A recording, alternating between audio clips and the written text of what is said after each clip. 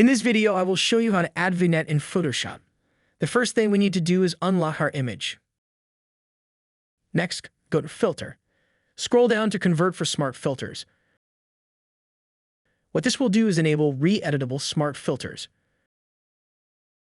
We're going to go to the filter again, down to Camera Raw Filter.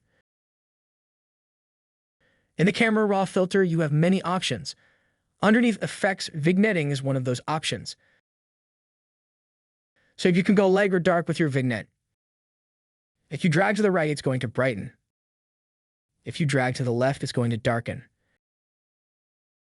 And then if we drop down this arrow right here, we actually have some different vignette options, so we can tweak this vignette.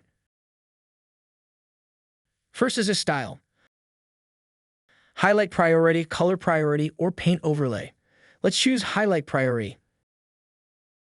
You can play around with the midpoint, scale it in and out. You can also scale in and out or adjust the roundness of your midpoint. Then also consider the feathering. Do you want this to be a sharp vignette for that stylistic look, or do you want to really feather it out? You can make those adjustments here with the feather option. Under highlight priority, you can allow the highlights to come through. So we will see some areas around here where the highlights will kind of poke through like the grain of the image.